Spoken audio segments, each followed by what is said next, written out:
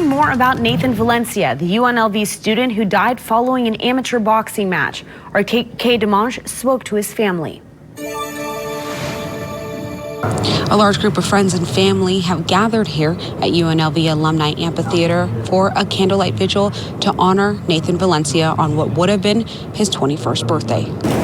You were taken too soon and our time was cut short. Instead of a big birthday celebration, family and friends of Nathan Valencia are lighting candles in remembrance of his life, they say, cut short. This big of a turnout, it just goes to show you that he was a really good person. He had a good heart. Nathan, a UNLV student, collapsed after he fought a member of another campus fraternity in the main event on November 19th at an annual boxing match. I know that my cousin, his father, was trying to talk him out of joining or even participating.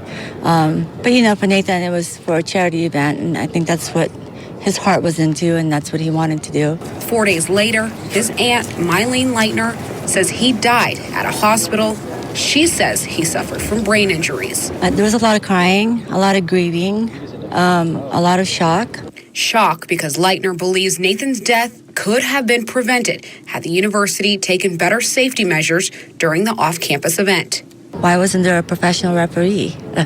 You know, I mean, these are amateur fighters. I mean, my son fights, and there are certain things that sort of been put in place to make sure that your fighters are safe. And I don't know why there was nothing here. Leitner says a professional referee could have stopped the fight before it went too far. If there was a proper referee, the referee would have been able to say when, you know, these are the kind of hits that you can't do, that are not allowed, you know, if a fighter's not intelligently defending themselves. The family tells me they've created a GoFundMe page to help with medical bills and funeral expenses. They tell me they've also hired an attorney. Christmas is still about a month away, but tree farms are popping up throughout the valley with fresh trees. Our Kay Dimanche tells us regardless of inflating prices, families are staying true to holiday traditions. It's that time of year when people are still finishing up their Thanksgiving leftovers. But experts here at Rudolph's Christmas Tree says families are getting out a little bit earlier to find the perfect centerpiece for their home this season. So that's in one of my top. I like this one too. Look at this tree. Yeah, this one's good. The sooner Jenna Best and her family find their perfect tree, the sooner Christmas traditions can begin in their home. When we decorate good enough with all the Christmas magic, our elf on the shelf comes back. Best says they've picked fresh trees over artificial ones for the last 14 years. I think it's more the experience of coming out like with all of them and getting a tree versus just like kind of pulling it out of the closet. And the smell is better. If you just go like this and pull one of the little needles off and smell it, it's so fragrant, it's unbelievable. Rudolph's Christmas Tree's president, John Rabuco, says he's already seeing a higher demand for fresh trees this year versus years past. And typically, he has time to set them up before customers come. The truck wasn't on the lot 15 minutes before customers pulled in. We didn't have the cash register set up yet ready for them. So but Rabuco says you can expect to pay more for trees this year. He's had to increase his prices by $10. Our shipping went up exponentially. It has been very difficult to obtain trucks. So it's $5 for the shipping and $5 more for the tree. That's where the $10 average per tree comes into play. Another factor spiking costs. Unfortunately, the old-fashioned growers are retiring and the kids are not taking over the farms. But for the Best family, no price is worth their family tradition. What is it about this tree? It just looks like perfect. It's like symmetrical. And a big one for us too is that when you start putting ornaments on, like it's got to be full. Otherwise you start to see like the spaces. Because of the COVID lockdowns last year, there is definitely a lot of pent-up demand for holiday shopping.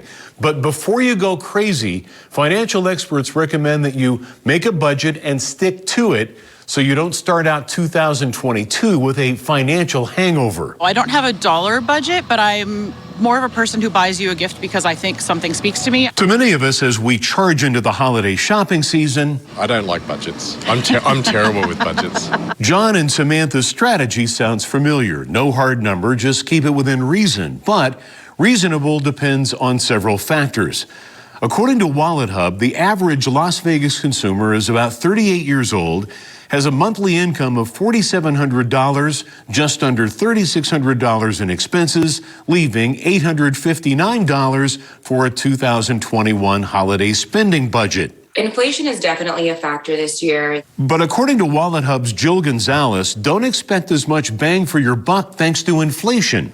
And it's not only affecting things that are made abroad, which are most things, especially toys, electronics, things that we're shopping for Black Friday, but even domestically produced things like food. You know, our holiday meals this year are going to be costing more. Turkey alone is up about 11% from last year. That's why experts suggest you think of ways to stretch your holiday dollars. Certainly, some people have this pent-up demand. They are ready to spend, but not everyone. So it's important to stick to any type of budget that you want to make for yourself. So how much is right for you? I couldn't put a figure on it.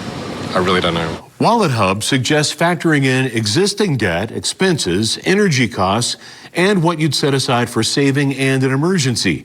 And if you decide to skip gift buying altogether because of a rough year and a half financially, you won't be alone. Well, we took a nationally representative survey this year, and people said that they were skipping presents. About 1 in 4 consumers said that they're actually skipping holiday presents this year because of repercussions felt from the COVID-19 pandemic.